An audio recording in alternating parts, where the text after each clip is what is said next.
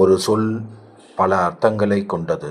அவரவர் பெற்ற அனுபவத்தை பொறுத்தே அமையும். நாட்டு மக்களின் குடும்ப தலைவர்களுக்கும் குடும்ப தலைவிகளுக்கும் வருங்கால குடும்ப தலைவர்கள் தலைவிகளுக்கும் என் அன்பான வணக்கத்தை தெரிவிச்சுக்கிறேன். இந்த காணொளியில் தற்போது நடைபெற வாழ்வுள்ள குடும்பத்தில் நிறைய கருத்து வேறுபாடு ஏற்படுற காரணத்தினால குடும்பத்தில் பல்வேறு பிரச்சனைகளை மக்கள் சந்திக்கிறாங்க.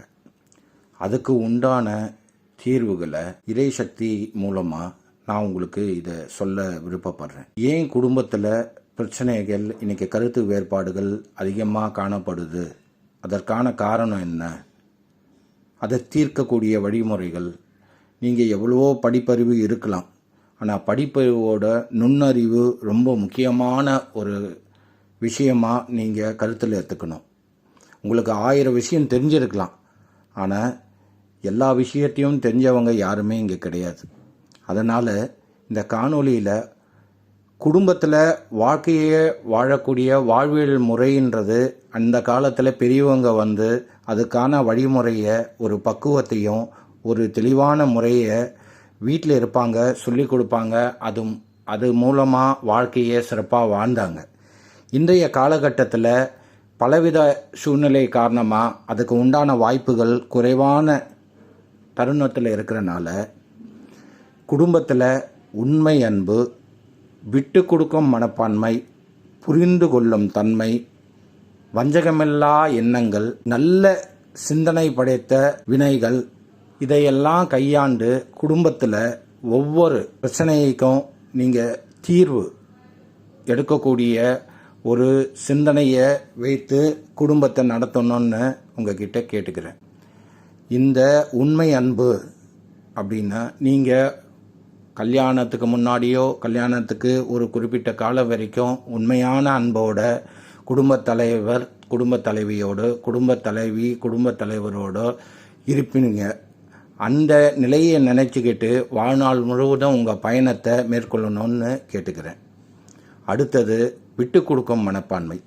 நம்ம ஒரு பொருளாதார சுமையோ இல்லை வேறு விஷயங்களுக்காக ஒரு வேலை சூழ்நிலையிலையோ அங்கே அதிகாரி சொல்கிற மாதிரி நம்ம கேட்குறோம், இல்லை ஒரு விட்டு கொடுக்குற மாதிரி நடந்துக்கிற மாதிரி அதே விஷயத்தை குடும்பத்தில் நம்ம கடைபிடித்தோன்னா நல்லதொரு வாழ்க்கையை வாழறதுக்கு உண்டான வழிமுறைகள் அதிகமாக இருக்கும். அடுத்தது புரிந்து கொள்ளும் தன்மை. இப்போ நீங்கள் உங்கள் தலைவிக்கிட்டேயோ இல்லை தலைவி தலைவர்கிட்டேயோ உங்கள் கருத்துக்களை அதே கோணத்தில் அவர் புரிந்து கொண்ட நிலை இருந்ததுன்னா எந்த விதமான பாதிப்பு இல்லை.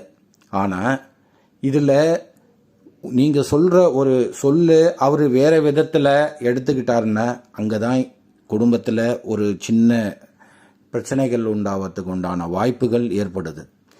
இந்த சூழ்நிலையெல்லாம் நீங்கள் கருத்தில் எடுத்துக்கிட்டு நடைமுறையில் வாழ்க்கை நம்ம எல்லாரோட ஆசீர்வாதத்தால் இந்த நாட்டு மக்களோட ஒவ்வொருத்தரும் பத்திரிக்கை வச்சு, திருமண பத்திரிக்கை வச்சு எல்லோரோட ஆசீர்வாதத்தால் ஒரு திருமணன்ற நிகழ்ச்சியெல்லாம் நடக்குது. அத்தனை பேரோட வாழ்க்கையில் ஏற்பட்ட அனுபவங்களின் ஆசீர்வாதம் தான் உங்களுக்கு கிடைக்குது. இந்த ஆசீர்வாதத்தை நீங்கள் நல்ல முறையில் வைத்து கொண்டு தான் இந்த குடும்ப வாழ்க்கையை வாழக்கூடிய ஒரு பயணத்தை நீங்கள் பயணிக்கணும். இதில் உண்மை புரிதல் இல்லாமல் எண்ணங்களில் ஏதோ ஒரு சின்ன வஞ்சகமோ, மனசில் எதுவுமே வஞ்சகமில்லாத வாழ்க்கை வாழும்போது அந்த பழி வாங்குகிற உணர்வு வராது. அப்படி ஒரு நிலைக்கு நீங்கள் வாழ்க்கை பயணத்தை பயணிக்கும்போது உங்கள் வாழ்க்கையில் அனைத்து செல்வங்களும், லக்ஷ்மி கடாட்சமும், அனைத்து விதமான செல்வங்களை எல்லாம் வல்ல இறைசக்தி பிரபஞ்சம் உங்களுக்கு கொடுத்து நல்ல வாழ்க்கை வாழ்ந்து இந்த மக்களுக்கு இப்படிப்பட்ட தம்பதியர், இந்த நாட்டுக்கு இந்த உலகத்துக்கு இப்படிப்பட்ட தம்பதியர் உலகத்தில் கிடையாது. அப்படி ஒரு எடுத்துக்காட்டாக இந்த நாட்டு பண்பாட்டையும் கலாச்சாரத்தையும் நீங்கள் கடைபிடிச்சு இந்த நாட்டுக்கு பெருமிதம் சேர்க்கிற அளவுக்கு குடும்ப தலைவர்கள் குடும்ப தலைவிகளுக்கு ஒரு அன்பான வேண்டுகோளை இந்த காணொளி மூலமாக உங்கள்கிட்ட வைக்கிறேன். நன்றி, வணக்கம்.